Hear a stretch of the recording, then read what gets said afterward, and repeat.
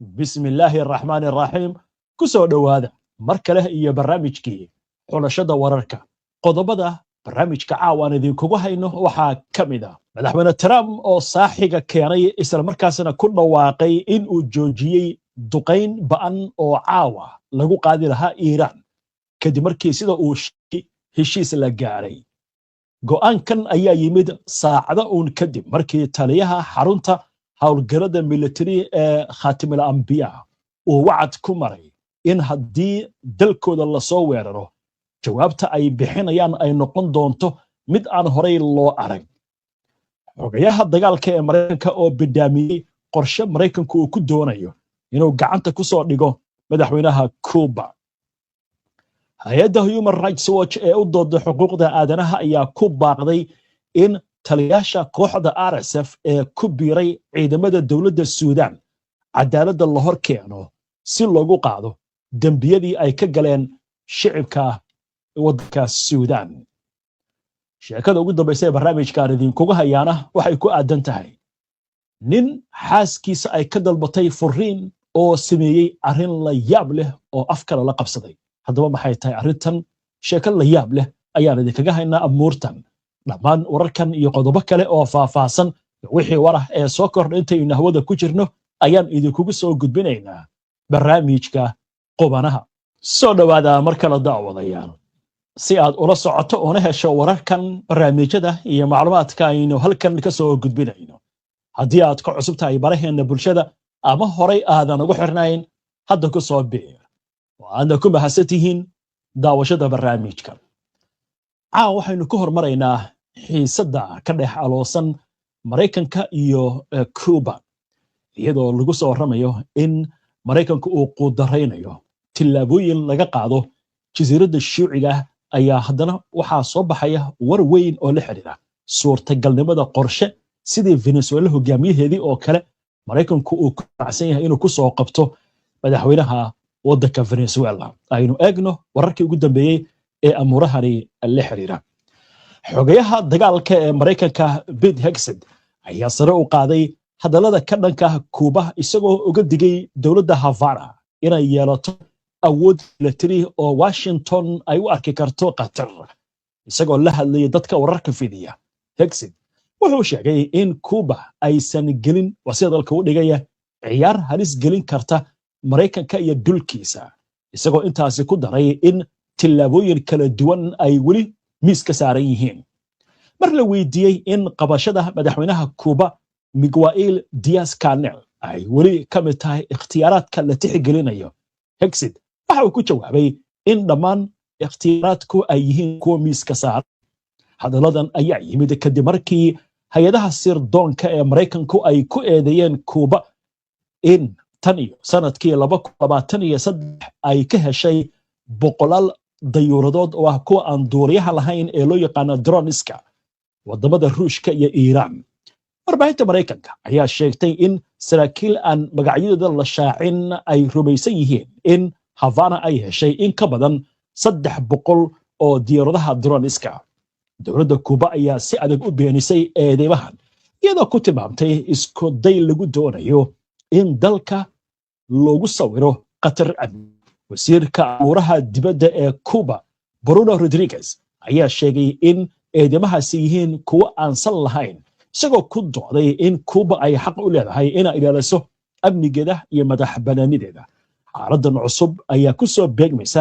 iyadoo weli ay socoto cunaqabataynta iyo cadaadiska dhanka siyaasadda ee Mareykanku uu saarayo Cuba taasi oo soo taagnayd muddo 10 sano ah madaxweynaha Mareykanka Donald Trump ayaa waxa uu hadda ka hor sheegay in suurtagal ay tahay Mareykanku inuu abaaro Cuba markuu ka soo jeesto Iran waa tahay aynu ka soo gudubno xaggaasi iyo Latin America oo aynu qabanno qaaradda Afrika xaggaasi iyo dagaalka Suudaan halkaasi oo lagu soo waramayo dagaalada ka socda in ay geysteen dhibaato aad u culus haddaba war weyn oo ka soo yeeray mid ka mid ah hay'adaha xuquuqda aadanaha u dooda aynu eegno hay'adda Human Rights Watch ayaa ugu baaqday ciidamada qalabka sida ee Suudaan inay hubiyaan in taliyaashii ka tirsanaa ciidamada gurmadka degdega ah ee RSF ee lagu eedeeyay dambiyada culus aan laga dhaafin in lala xisaabtamo xitaa haddii ay ka soo goostaan kooxda oo ay ku soo biiraan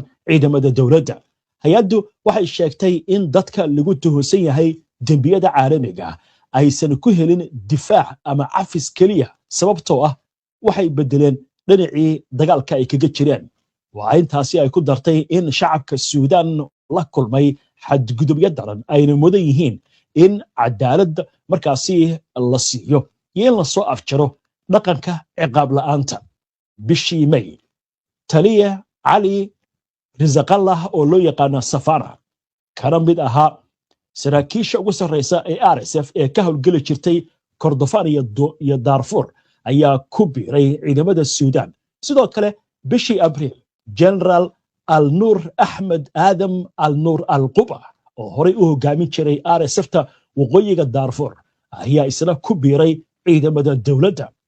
Human Rights Watch waxay sheegtay in ay diiwaan gelisay weerar ka dhan ah shicibka magaalada Al-Fashir oo ay ku jiraan dilal iyo kufsiyo.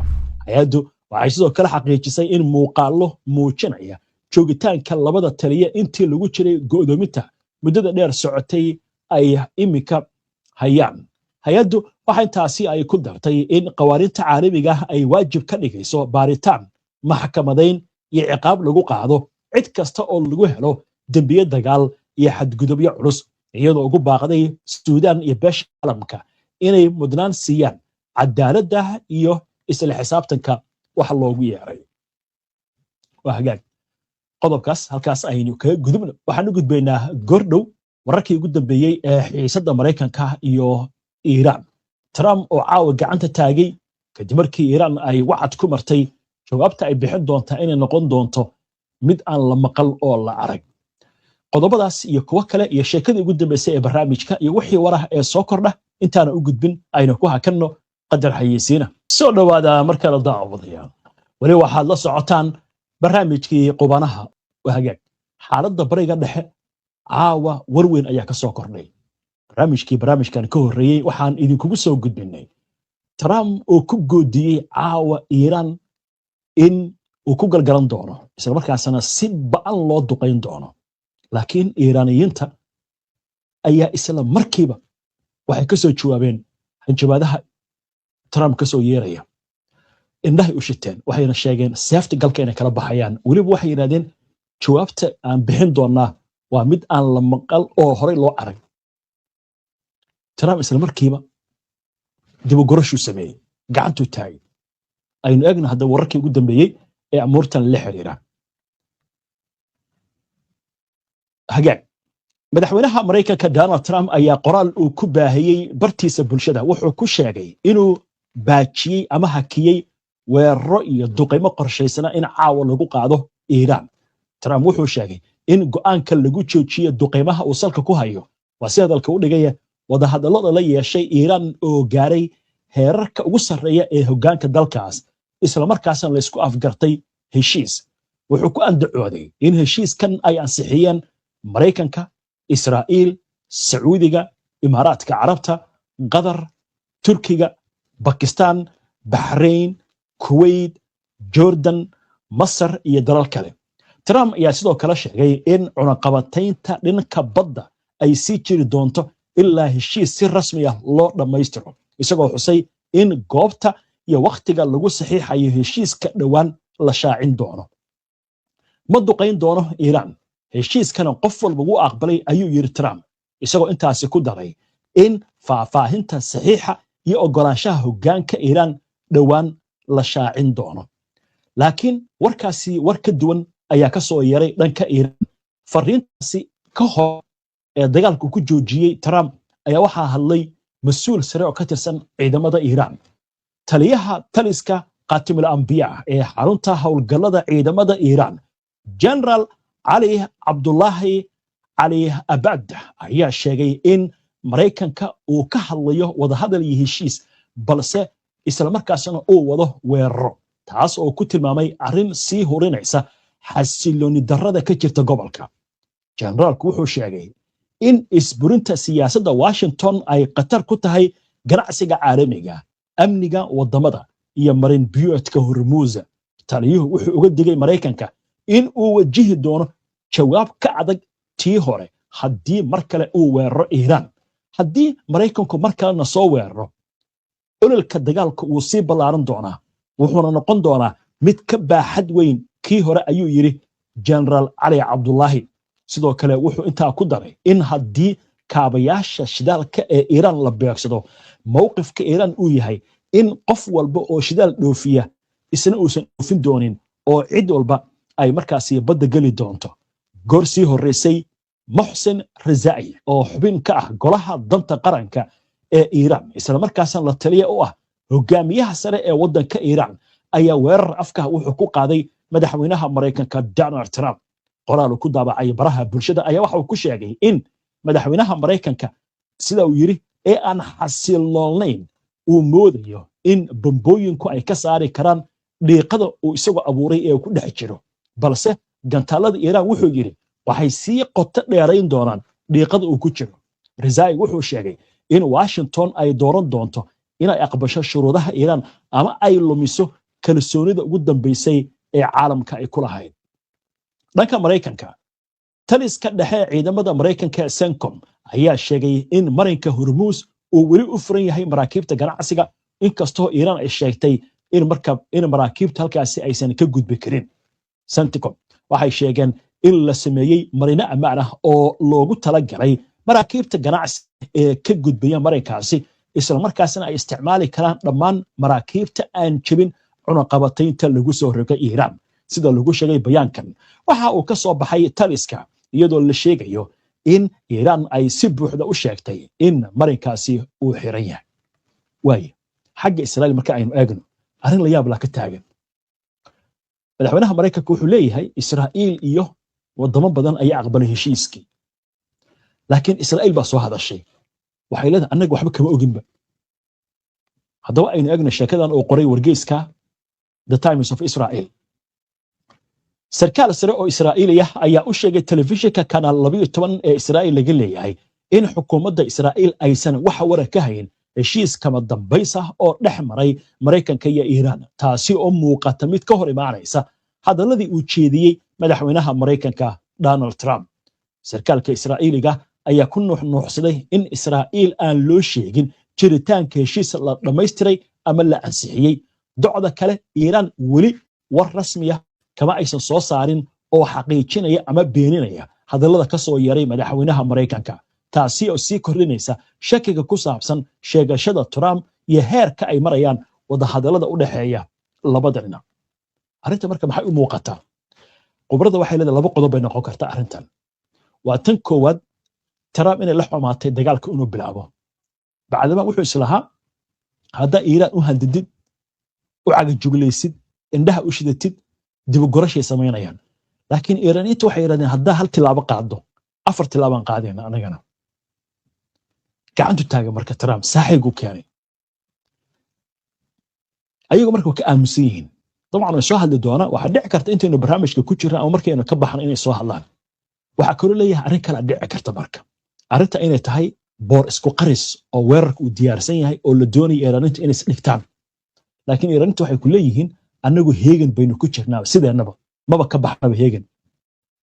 macnaha riishadan qoriga farta ku haynaa wey har iyo habeen diyaar baana indhaheenu waa soo jeedaan bay ku leeyihiin Iiraaniyiintu. waa tahay haddaba shabakada Axios ee Maraykanka laga leeyahay ayaa waxay faahfaahinaysaa waxa la isku afgartay waa dhanka Maraykanka ilaa hadda Iiraan war kama hayno. aynu eegno warkan iyo waxa laga qoray. ila xogogaal ah ayaa shabakada Axios waxay u sheegeen in mas'uuliyiinta ka socotay Qatar ee ku sugnaa Iiraan labadii maalmood ee la soo dhaafay iyo mas'uuliyiinta Iiraan ay Arbacadii shalay ahayd gaareen qoraal heshiis ah oo ay rumaysan yihiin in Maraykanku aqbali doono.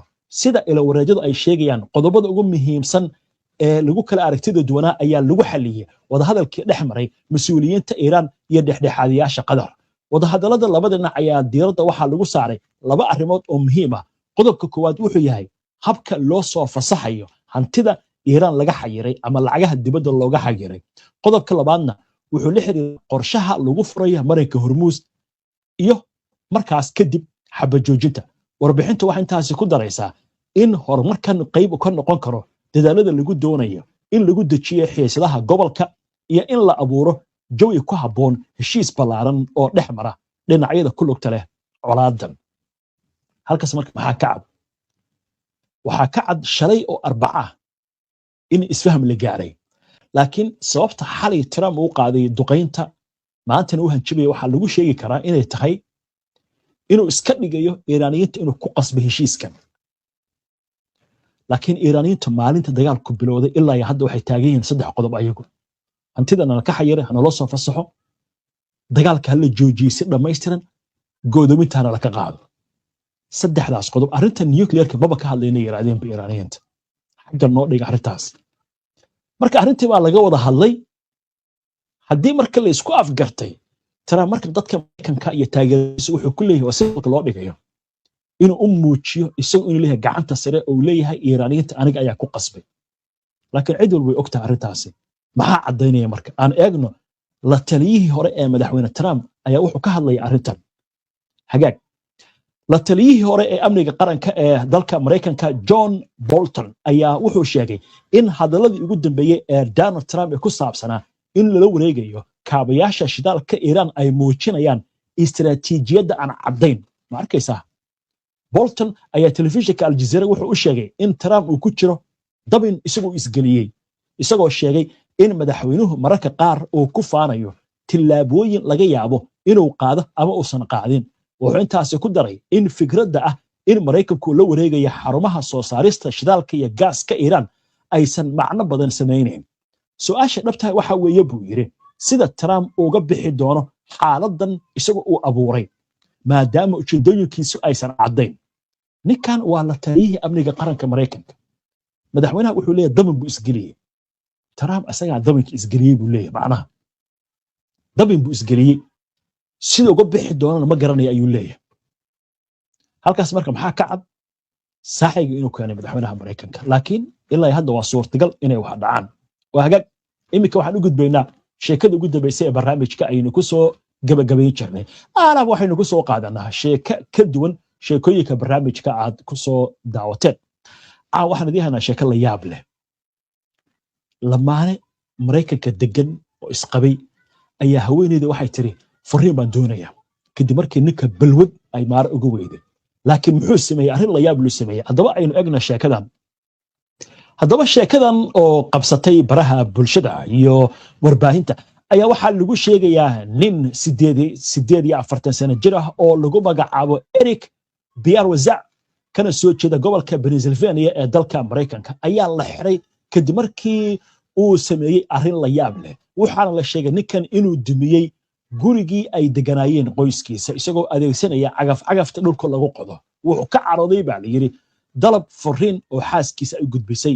sida wararku sheegayaan dhacdadan ayaa dhacday kadib habeen ninkan la sheegay inuu si xun u soo cabay khamri, kadibna xaaskiisa ayaa waxay u sheegtay guurkooda inuu dhamaaday, isla markaasna waxay dalbatay furiin.